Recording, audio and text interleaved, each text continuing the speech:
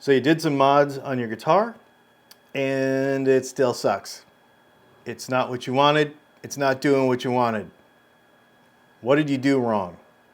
You probably did something wrong. Let's talk about what that is and talk about how to avoid it. I'm not saying that doing mods on your guitar is a bad thing. Obviously, I make pickups for a living. That's what I do. But after selling, I don't know, 20,000 pickups over the last 13 years, I will tell you that there are some mistakes people make when they go to do mods and they don't get the results that they want. So it's not that you're doing anything wrong. I think you should still do it because it's fun, but we got to make it count. You're spending your money. Let's make it count. When people come to us, they are buying things like pickups, obviously, crazy pick guards, pots, caps, capacitors, wiring, stuff like that. That seems like it should just fix everything. I mean, if you pull out a loaded pick guard and you put a new one in, you basically have you could have an entirely different sounding guitar. So why doesn't it fix it? It's because we're missing some fundamentals. No matter how much your guitar costs to start with, whether it's a $200-300 entry-level instrument or it starts out, at almost $2,000, the fundamentals of how the guitar work have to work properly. We could put new pickups in a guitar, we could put new pots in a guitar, we could do all those things, but if the guitar is not good to begin with, we're never going to fix anything. Here's what I mean by good. What I mean by good is, do we have buzzes? Do we have dead strings? Do we have dead notes? Do we have a poor setup on the guitar? No matter what we do to the instrument, no matter how much money we spend, we're never going to get beyond the fact that we've got this buzz. We've got this bad fret. Here's why. Because the pickups and the electronics in the guitar, their job, is to translate mechanical energy into electricity. If the mechanical energy isn't good, meaning we have a fret buzz, or we have a dead spot in the nut, or we have a rattle in our bridge, or we have anything like that, all it's going to do is just translate that to the pickup. So if we have a dead spot, for example, or we have a nut that is killing the vibration of our string, we're like, man, I've got this dead tone, and we throw $300 worth of pickups in it, we're still going to have a dead tone on that string. It's not going to fix that, right? Mechanically, the guitar needs to work very, very well. We always talk about clarity around here, right? But the problem is that if you have a poor setup on your guitar, your pickup is never going to be clear because the vibration of the string isn't clear. Also, one of the things I think people think about or they miss is, let's talk about intonation, for example, which is the last measurement that you do before you adjust your pickups on your guitar. So you do your entire setup on your instrument, and then the last thing you do is your intonation. Now, a lot of people think, well, that's the reason we do intonation is because we want the guitar to sound like it's in tune, which is exactly right. However, that's not the only thing that intonation does. Intonation can kill your tone if it's off. Here's why. When you have perfectly intonated strings and you can do an octave anywhere, like, let's see.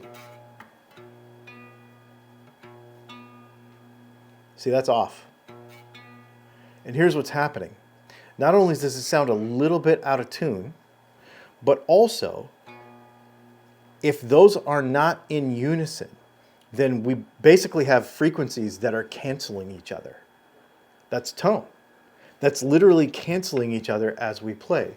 So wherever that comes up on and it doesn't just come up on octaves. For example, when we play a D chord, this is all out of tune, I didn't even tune the guitar, but when we have this D note, and we have this D note, and we play them, and they're not correct, because intonation is off, because our nut is too high, or our saddles are in the wrong place. It's not just out of tune. That sounds terrible. The guitar's out of tune. But I did that on purpose to emphasize the fact that that also kills tone. We've got frequencies fighting against each other, canceling each other out. Because when you have two frequencies fighting each other, that's what they do. They kind of shut each other off. So mechanically, if the guitar's not right, no matter how much money you put into your guitar, it's never gonna fix it if the guitar, electronically, if the guitar isn't right to begin with. Number two mistake that people make is they sort of mod before they measure. And what I mean by that is not like if the pickup is gonna fit, but if you know what problem you're solving. So I'll give you an example. This is my Gibson SG Junior. It's got our dog ear P90 in it, right? Now, I always tell everybody that we make the best P90s in the world. However, if you message me on the website and you say, I have X or Y pickup P90 in my guitar, and I'm trying to solve what problem? Well, it's muddy. It doesn't do what I want it to do with the volume knob, right? If you go at it from that perspective and measure before you mod and understand the problem and the solution, you're going to be much more successful. The people that jump into forums and say, hey, I'm buying a guitar, it'll be here on Tuesday, what mods should I do, are going to be much more likely to miss the mark. The other thing is that if you have, let's say, an inexpensive guitar, let's say you have like an Asian import, like a Harley Benton or a Firefly or something like that, and you've not been playing very long and you just want to do it because it's fun. Just know that if you don't totally understand the modification that you're doing and the changes that it's going to make, manage your expectations with that modification. The more you understand about the change that you're making, and that's kind of why we make these videos, is to help people be a little more educated about it, right? If you're not experienced with, should I get a new pickup in my guitar? I actually just had an email yesterday where somebody emailed me and said, I have this guitar, inexpensive kind of Asian copy thing, and they said, what difference will it make if I put your pickups in it? Well, I could make up any kind of story to get them to buy my pickups.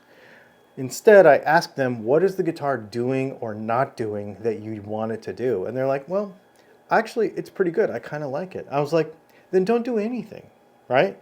Don't do anything at all. Just play it and enjoy it until you get to a point where you're like, I'd like it to do something specifically different.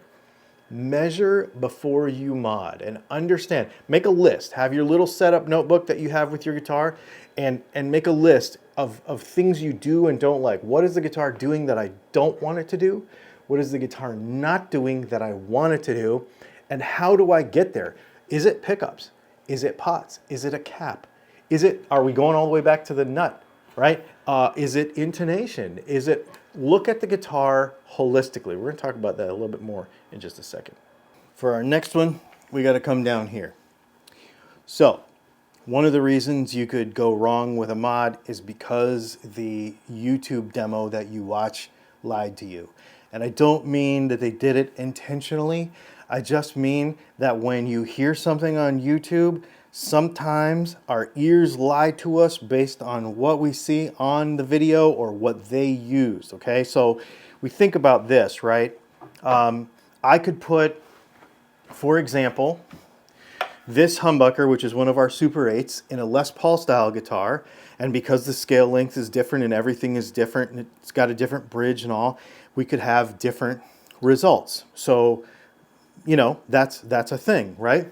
We could also do this same guitar, we could use this same guitar with these 3 different platforms, right? So we've got this Blackstar IDX50, we've got the Tonex cab with a Kemper here, I've got another Tonex over there, we've got our Princeton Tone Master here.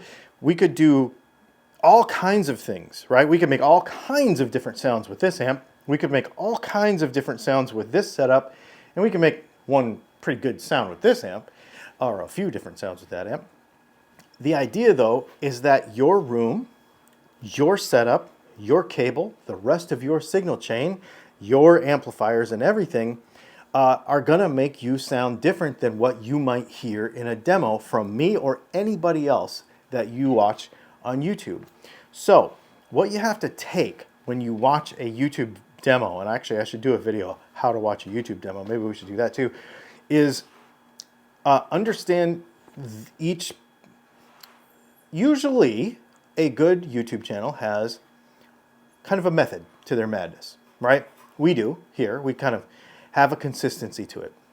So what you're getting from watching demos, and it doesn't matter who it does it, is from a good one, you're getting a consistency across their system, not necessarily a problem or solution for your problem or solution. So this is going to need some more communication. If you are buying a piece of equipment, like let's say you buy a set of pickups from us, don't take my word for it from a demo exactly. Ask me, is this going to solve my problem? I'll tell you if it's going to solve your problem or not. If not, we'll figure something else out, or I'll even recommend a different company to you if I have to. It doesn't matter to me. I want you to have the good solution. So that's the thing. We want to make sure that our ears and our eyes aren't lying to us based on something that is not realistic to us at all in our playing situation. So the next question is, how do we make sure that when we spend money on our guitar that it's gonna work? First, we need to make sure that our guitar is healthy. So good strings, good setup, make sure that everything is working properly, that we have, and I mean mechanically, okay? I don't mean electronically, but I mean mechanically. And you might have to do some mods to your guitar to make sure that it's working mechanically correctly. So we might have to make sure that our nut is right. We might have to make sure that our tuners are tight. Or if there's a slipping one, we might have to replace some tuners.